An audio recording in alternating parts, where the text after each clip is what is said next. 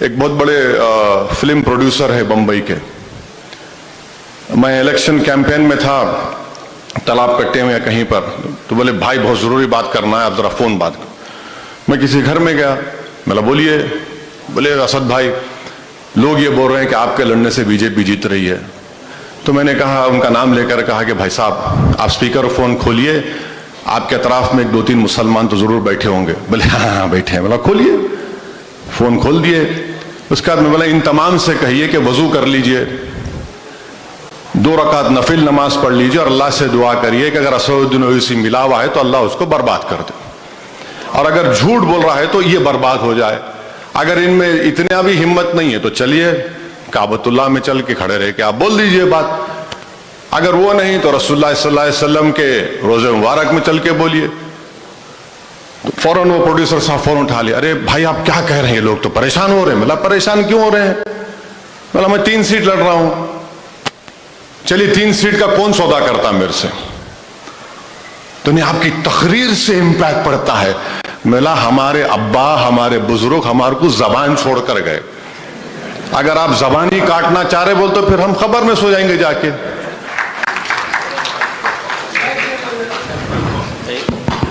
السلام علیکم ورحمۃ اللہ وبرکاتہ. علیکم السلام. پہلے تو میں محترم اسدالدین اویسی بھائی صاحب کو میں عرض یہ کرنا چاہتا ہوں کہ آپ کی قیادت کو قومی سطح پہ, مجموعی طور پہ, متحدہ طور پہ قومی سطح پہ آپ کی قیادت کو کس طریقے سے مضبوط کیا جائے تاکہ یہ جو تعلیمی پسماندگی اور جو آمدنی اور جو آج کے موجودہ حالات میں تجار جو پریشان ہیں کہ جتنے مسلم بزنس مین کے انڈسٹریز تھے وہ آج بند ہوئے جا رہے ہیں, چونکہ جو برادران وطن غیر مسلم برادران وطن ہیں ان کو کمیونل فیلنگز کی وجہ سے آرڈرز نہیں دے رہے ہیں, اور ایک بڑی تعداد ہے جو مائیگریٹ کر رہی ہے اس خوف کے ساتھ کہ ہمارے آنے والی اولاد کا مستقبل کیا ہوگا. تو قومی سطح پہ آپ کو کس طریقے سے آپ کی قیادت کو مضبوط کیا جا سکتا ہے؟ صاحب میں آپ کو معاوضات دیجئے, میں بولنا چاہ رہا ہوں.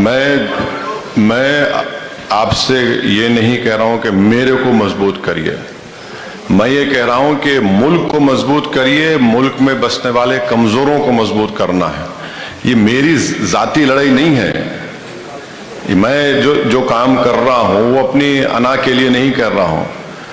یقیناً آپ جو تمام باتیں آپ نے کہی ہیں بالکل صحیح ہے, مگر اس کا یہ ہے کہ میں بار بار کہتا ہوں کہ اگر آپ مجلس کو آپ قبول نہیں کرتے تو کسی اور کو قبول کریے. بلکہ میں تو یہ بھی کہوں کہ جو مسجدوں میں بیٹھ کر ہمارے علماء کرام بولتے کہ بھائی سیکولرزم کو زندہ رکھو, میں کئی مرتبہ جا کر ان بزرگوں سے بڑے ادب کے ساتھ ان سے عرض کیا ہوں کہ حضرت آپ الیکشن لڑ لیجئے نا, آپ الیکشن لڑی ہم ساتھ دیں گے آپ کا. اگر آپ بولیں گے سیکولرزم زندہ رکھو تو سیکولرزم کہاں ہے بتائیے ہم کو. آپ کون سے سیکولرزم کی بات کر رہے ہیں؟ کہاں ہے سیکولرزم؟ آئین میں ہے, مگر کیا وہ پولیٹیکل سیکولرزم میں نہیں ہے. تو اور یہ ذمہ داری جو بھارت کی جمہوریت کو یا سیکولرزم کو بچانے کی جو بات ہے, پولیٹیکل سیکولرزم مر چکا ہے. پولیٹیکل سیکولرزم کا ایک جنازہ ہے. اگر آپ بولیں گے نہیں بھائی آپ ہی زندہ ہے اٹھا کے لے کے چلو, میں نہیں مانتا اس کو. آپ کا کہاں ہے, آپ کا کنوکشن کہاں ہے, آپ کا کھڑے کہاں رہتے ہیں آپ؟ مگر مسلمان کے جو ذمہ دار لوگ ہیں ان کو یہ بات سمجھنی چاہیے کہ وہ پولیٹیکل سیکولرزم کے لیے کہاں تک آپ جائیں گے. آپ کانسٹیٹیوشنل سیکولرزم کے لیے لڑائی لڑیے, وہ ضرور ہوگا. تو وہ ہو ہی نہیں رہا ہے. تو یہ بڑی پریشانی کی بات ہے کہ آپ اعلان کر دیتے, اس کے بعد پھر آپ بولتے نتیجہ نہیں نکلتا. میں یو پی الیکشن کی مثال دے رہا ہوں. میں سب سے ملا یو پی الیکشن میں ہندوستان کے بہت بڑے حضرت مولانا ہیں, میرے پاس 2 لوگوں کو بھیجائے, 2 مفتیوں کو. بولے کہ آپ حضرت کا پیغام لائے. میرا سر آنکھوں پہ حکم کریے. بولے نہیں حضرت یہ فرما رہے کہ آپ الیکشن مت لڑیے. میں بولا بہت مشکل ہے. بولے کیوں؟ بولا میں آدھے سمندر میں پہنچ چکا ہوں, اب واپس پلٹ کے کہاں سے آؤں گا میں؟ تو بولے کیا پھر کیا ہو سکتا ہے؟ میں بولا آپ میرا الائنس کرا دو سماجوادی پارٹی سے. تو بولے بڑی اچھی بات ہے, کتنی سیٹ ہونا؟ میں بولا 10 ہونا. اتر پردیش میں 400 اسمبلیز, مطلب 10 دیجئے. اور وہ 10 وہاں سے دیجئے جہاں پر سماجوادی کا کوئی MLA نہ ہو، یا پھر آپ سیکنڈ نمبر پہ وہاں پر، میں 10 دے دو میرے کو آپ، بڑی معقول بات ہے، جا کے حضرت کو بتائے۔ میں پوچھا بھائی کیا بات ہوئی؟ بولے حضرت بڑے خوش ہوئے آپ سے۔ میں نے خوش تو ہوئے مگر میرے دل کو بھی خوش کر دو آپ کچھ بول کے۔ تو بولے ہم آپ کو بتائیں گے، بتا ہی نہیں۔ اور میں ان کو بولا دیکھو میں آپ کو بتا رہا ہوں آپ بی جے پی کو نہیں روک پائیں گے، اتر پردیش بی جے پی جیت رہی ہے۔ تو مسکرائے مجھ پر۔ میں بعد میں پوچھا میں نے کیوں مسکرا رہے آپ؟ بولے نہیں اسد صاحب آپ ابھی اتنا تجربہ حاصل نہیں کرے۔ میں نے بالکل صحیح ہے، کون دعویٰ کر رہا ہے کہ میں ارسطو سیاست ہوں؟ مجھے تھوڑا بہت اندازہ ہے، جیت رہی ہے بی جے پی، آپ اپنی لیڈرشپ کو بنائیے۔ بولے نہیں آیا، کوئی جواب نہیں آیا۔ اچھا الیکشن ہو گئے، ان تمام حضرات نے اعلان کیا مسجد دو سماجوادی کو دو۔ کیا ہوا؟ وہ الیکشن ختم ہو گیا، کون ذمہ دار؟ اسد الدین اویسی ذمہ دار۔ ارے میں فون کر کے بولا بھائی کم سے کم آپ تو مت بولیے، آپ تو میرے سے بات کرنے آئے تھے۔ بولے نہیں بڑی شرمندگی ہو گئی۔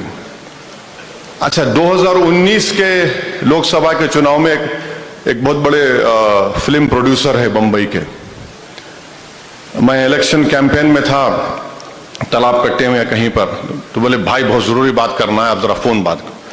میں کسی گھر میں گیا، میں بولیے، بولے اسد بھائی لوگ یہ بول رہے ہیں کہ آپ کے لڑنے سے بی جے پی جیت رہی ہے۔ تو میں نے کہا، ان کا نام لے کر کہا کہ بھائی صاحب آپ سپیکر فون کھولیے، آپ کے اطراف میں 2-3 مسلمان تو ضرور بیٹھے ہوں گے۔ بولے ہاں بیٹھے ہیں۔ بولا کھولیے، فون کھول دیے۔ اس کے بعد میں بولا ان تمام سے کہیے کہ وضو کر لیجئے، 2 رکعت نفل نماز پڑھ لیجئے اور اللہ سے دعا کریے کہ اگر اسد الدین اویسی ملا ہوا ہے تو اللہ اس کو برباد کر دے، اور اگر جھوٹ بول رہا ہے تو یہ برباد ہو جائے۔ اگر ان میں اتنا بھی ہمت نہیں ہے تو چلیے کعبۃ اللہ میں چل کے کھڑے رہ کے آپ بول دیجئے بات، اگر وہ نہیں تو رسول اللہ صلی اللہ علیہ وسلم کے روزے مبارک میں چل کے بولیے۔ فوراً وہ پروڈیوسر صاحب فوراً اٹھا لیا، ارے بھائی آپ کیا کہہ رہے ہیں، لوگ تو پریشان ہو رہے ہیں۔ مطلب پریشان کیوں ہو رہے ہیں؟ مطلب میں 3 سیٹ لڑ رہا ہوں، چلیے 3 سیٹ کا کون سودا کرتا میرے سے؟ تو نہیں آپ کی تقریر سے امپیکٹ پڑتا ہے۔ ملا ہمارے ابا ہمارے بزرگ ہمارے کو زبان چھوڑ کر گئے، اگر آپ زبان ہی کاٹنا چاہ رہے بول تو پھر ہم خبر میں سو جائیں گے جا کے۔ تو یہ اس طرح کی باتیں ہوتی ہیں۔ نہیں الیکشن مت لڑیے، وہ مت کریے۔ لڑائی یہ ہو رہی ہے کہ کیسے اس ملک کے آئین کو بچایا جائے، کیسے اس نفرت کو ختم کیا جائے۔ لڑائی صاحب میرے لیے نہیں ہو رہی ہے، اگر میں نہیں رہوں گا تو کوئی اور لڑے گا لڑائی ہے، مگر یہ چیزیں ہو رہی ہیں۔ آپ کے بارے میں کوئی بات ہی نہیں کرنے تیار ہے، مسلمانوں کی پسماندگی کوئی بات ہی کرنے تیار نہیں ہے۔ اب بی جے پی کوشش یہ کر رہی ہے کہ مسلمانوں میں ایک نفاق کی کیفیت پیدا کیا جائے کہ پسماندہ مسلمان کے نام پہ۔ یہ اللہ کا بہت بڑا کرم ہے، سرزمین دکن پر ہر مکتب فکر کے ذمہ داروں نے، چاہے کسی بھی مکتب فکر کے ہو یا کسی فرقے کے ہو، ان تمام نے اس بات کو فروغ نہیں دیا کہ یہ چیزیں ہوں گی۔ مگر نارتھ میں ہے، اتر پردیش بہار میں ہے یہ، اور وہاں پر بی جے پی کوشش کر رہی ہے۔ اب اس کا جواب کون دیں گے آپ؟ حد تو یہ ہو گئی کہ 2 لوگوں کو پولیس کسٹڈی میں پرزنر ہیں، ہاتھوں میں ہتھکڑی، ان کو گولی مار دیے۔ میں اپنا بیان دیا، پھر میں فون کر کے 2 بڑے لوگوں سے پوچھا بھائی آپ کا بیان نہیں آیا۔ ارے چھوڑیے نا وہ فلاں ہے۔ ارے مطلب کیا چھوڑیے؟ ارے وہ فلاں آپ کو نہیں معلوم، وہ فلاں برادر۔ ارے مطلب وہ نہیں ہے سوال یہ ہے کہ یہ غلط کام ہوا ہے۔ تو یہ چیزوں پر ہم کو غور کرنا ہے، اور نظر انداز کرتے جاتے لوگ۔ مگر ادب کا مطلب یہ نہیں ہے کہ آپ میری غلطی کو برداشت کر لیں گے۔ ادب کا مطلب یہ ہے کہ آپ میری غلطی کو بولے میرے منہ پہ سامنے آ کے، نہیں ہمارے بڑے ہم کیسا ان کے سامنے جا کے بولیں گے۔ ارے بھائی فاروق اعظم کو ایک عورت کھڑے رہ کے بول دی، فاروق اعظم کے سامنے وہ فاروق اعظم جس کے بارے میں رسول اللہ صلی اللہ علیہ وسلم نے فرمایا کہ شیطان دیکھتا تو بھاگ جاتا تھا. اب یہ کون سا ادب ہے بتائیے؟ حقیقت بتائیے بھائی. زمین پر آئیے. جیسا آپ امریکہ میں بولتے کہ wake up smell the coffee, wake up and smell the hatred. یعنی آپ دیکھو جو نفرت ہے. تو یہ چیزیں ہیں.